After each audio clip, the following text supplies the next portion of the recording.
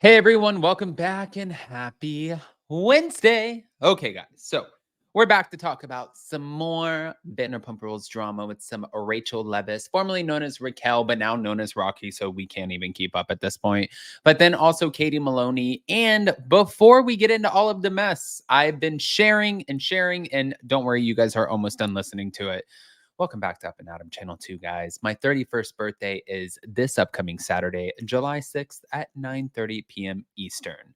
We have special guest Monica Garcia from The Real Housewives of Salt Lake City and Daisy from Below Deck Sailing Yacht with music by DJ Bear at Lamar's in downtown Charleston on King Street. So hopefully you guys can come, but if you can, then definitely RSVP to ASST at upandadamlive.com.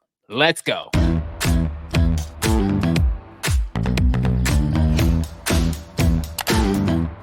Cause no one can do it like we do it, like we do it, like we do it. Cause no one can do it like we do it, like we do it, like we do it.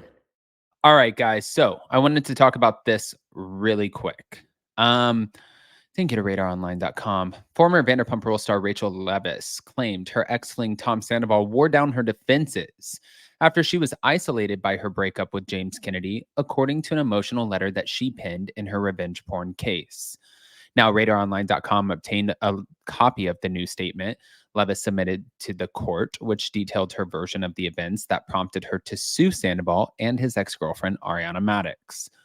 The lawsuit stemmed from the infamous 7-month-long affair between Raquel and Sandoval, coined Scandoval, that shocked Bravo fans when the news broke in March of last year.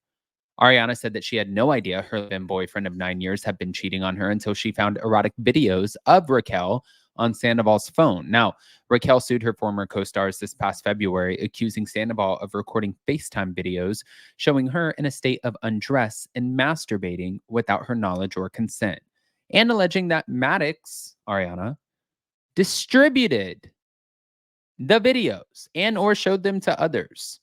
Now, Ariana demanded that the lawsuit be tossed earlier this month and denied sharing any explicit videos of Raquel with third parties.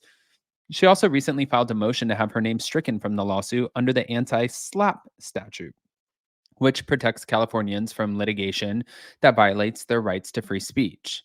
Now, in response, Raquel's powerhouse legal team argued that her lawsuit was not an attack on Ariana Madix's right to speak freely about matters of public concern, as the defendant claimed. And they also argued Ariana's conduct cannot be protected by the anti-SLAPP statute because it was illegal.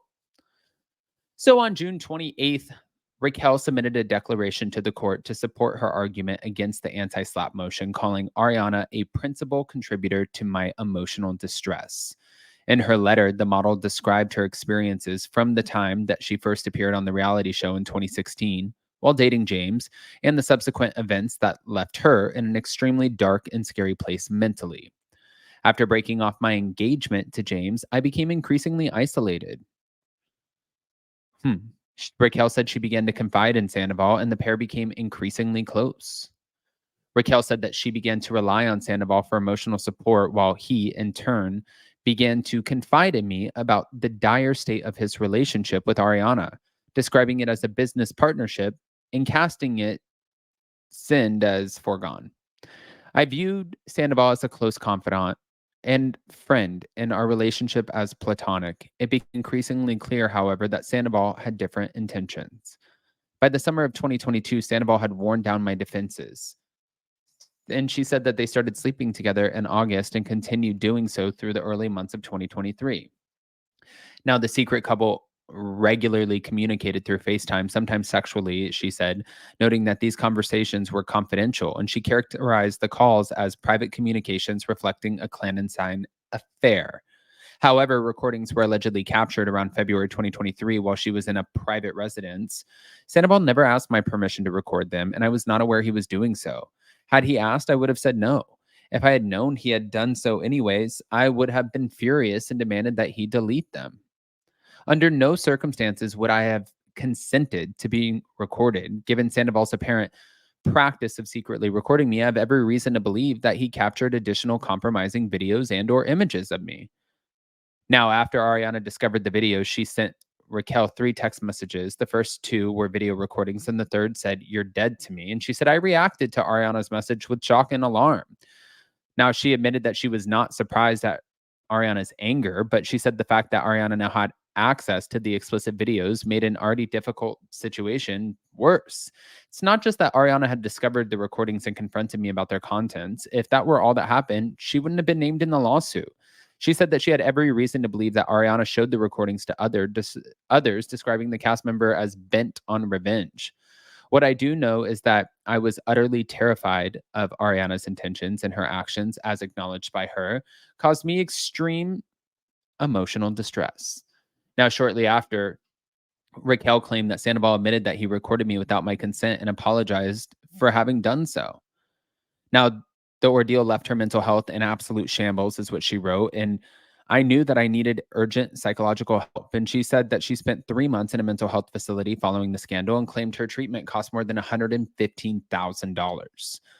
Raquel is seeking damages and injunctive relief from her 2 former castmates, claiming that they caused her catastrophic psychological harm.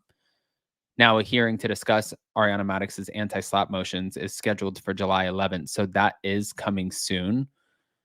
Oy, this one is going to be a shit show. But hold on. When they say there's more, here it is. I wanted to ask you something about TikTok because I'm not a TikTok person. Sheena clowning on her podcast about some of the Valley people because some of the couples were filming in apartments and not houses. Did you see something about that? Oh, yeah, that it made her sad or something? Or is it, Yeah, like something weird. Yeah. I don't know. Like, was she talking about? Hold on, let's listen. Just some of the apartment scenes on our show and the Valley where I'm like, I just feel a little sad right now, okay? Like, I'm in my house and I'm like, just kind of depressing. It's like you like to get back to some of that apartment living for that realness. Yes. Then I'm like, I used to have a house.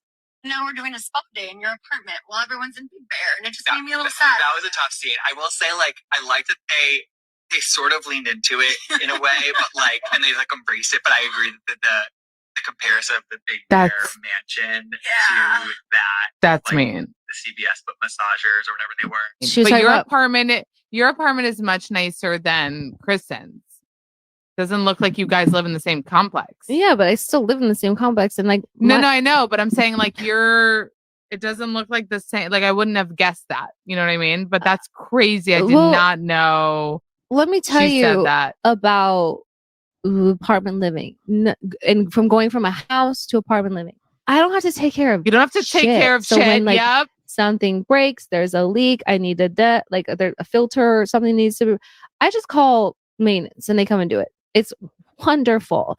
Like, yeah, community living and all the neighbor situation isn't ideal, but like I'm also like not home a bunch of the time anyway. So like whatever. So it doesn't, I don't think she was talking about you. She was talking about the Valley people. She said she was talking about like both a little bit. Like you used to have a house and I have an apartment. Like she said on both of our shows and things like that. But also it's like, but guess what? Like I don't have to pay a mortgage. Yeah, my rent isn't still like super cheap. I'm still like paying quite a bit, for monthly, living expenses. But like it is so expensive having a house. And it's like not that I couldn't go out and buy like another house. Obviously I wouldn't buy like a $2 million house, something like, but I don't want that. I really don't. Wait, and let's take a moment. I feel like people should know this, but like you can buy a house, like you can take a mortgage, pay your life away. You know what I mean? You can do that. I mean, I think that's a great point. I don't know. Guys, I want to hear what your thoughts are. Pop off in the comment section. If you guys are not subscribed, get subscribed. Don't forget to hit that notification bell. And thank you for watching Up and Adam 2. Get subscribed. Love you. Bye.